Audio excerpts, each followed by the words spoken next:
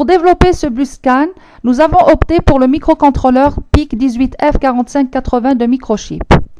En plus du module CAN, ce microcontrôleur dispose d'un module I²C, d'un module SPI, d'un module EUSART et de 2 modules CCP et ECCP. J'ai développé une application où j'ai mis en œuvre tous ces modules qu'on retrouve dans quasiment toutes les chaînes de production. Le nœud 1 utilise le module SPI, le nœud 2 utilise le module CCP, le nœud 3 utilise le module EUSART et le nœud 4 utilise le module I²C. Bien sûr, en plus de tous ces modules qui sont nécessaires pour installer une chaîne de production moderne, on aura besoin d'autres modules tels que l'USB qu'on ne trouve pas sur ce microcontrôleur, mais qui est nécessaire pour introduire des micro-ordinateurs, tablettes, etc. Afin de remédier à cela, j'ai utilisé le microcontrôleur PIC18F2550 comme convertisseur I²C USB et j'ai introduit un micro-ordinateur dans le réseau au niveau du nœud 4. Donc, le nœud 1 sera dédié à l'asservissement de la vitesse d'un moteur à courant alternatif d'une perceuse. Le microcontrôleur PIC16F876A asservira ce moteur en utilisant la PWM. Et la communication entre ce microcontrôleur et le nœud du réseau se fera à travers le module SPI. Pour le nœud 2, j'ai utilisé un capteur de température 18B20 de Dallas qui communique avec le nœud du réseau à travers une communication à un seul fil, One Wire Serial Communication, auquel j'ai ajouté un afficheur LCD 2 x 16 caractères pour un affichage local. Le nœud 3, je l'ai dédié à un lecteur RFID de Casestec destiné à un contrôle d'accès. La communication entre ce lecteur et le nœud du réseau se fait à travers le module EUSART. Comme une démonstration vaut 1000 explications, alors passons à cette démonstration. L'application que je vous présente dispose d'un poste de commande et de contrôle analogue à n'importe quel poste que l'on retrouve dans toutes les chaînes de production modernes et les installations sécuritaires. À partir de mon micro-ordinateur, j'ai un œil sur tout ce qui se passe au niveau de mes capteurs et je peux réaliser toutes les commandes que je souhaiterais. Comme indiqué précédemment, le bus se compose de 4 nœuds. Le nœud 1, le nœud 2, le nœud 3 et le nœud 4 qui est dédié au poste de commande et de contrôle.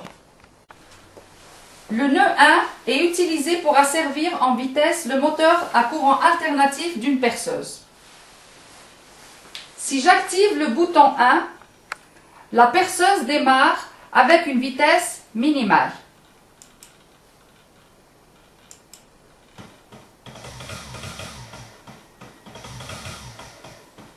Si j'active le bouton 2, la perceuse démarre avec une vitesse maximale.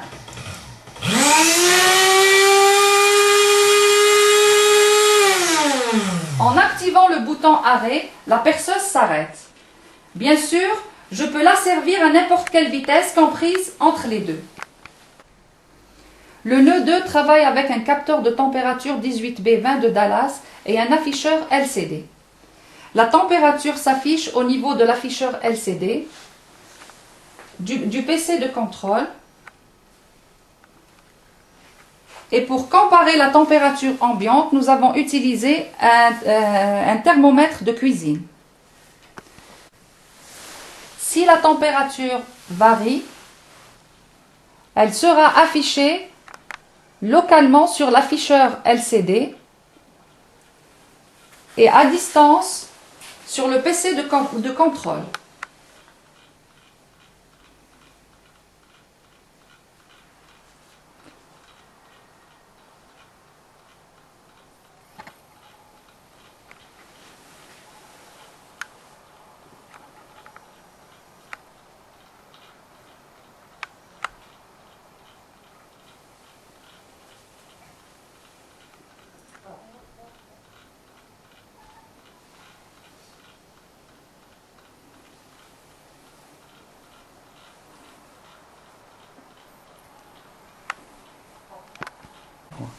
Le troisième nœud est dédié au contrôle d'accès RFID de Casestec. On a 3 badges pour 3 utilisateurs. Pour le premier,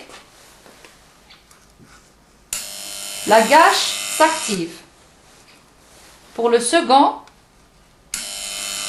la gâche s'active aussi. Pour le troisième, la gâche ne s'active pas. Mais dans tous les cas, l'information parvient au poste de contrôle pour les autorisés et les non autorisés et archivée sous forme de fichier, nom, prénom, l'accès en question et l'horaire. Bien sûr, à partir de mon PC de contrôle, je peux condamner un ou plusieurs accès, suspendre une ou plusieurs personnes, je peux faire ce que je veux. Dans la prochaine vidéo, vous découvrirez quelques applications utiles pour l'économie de tous les pays en voie de développement. Merci.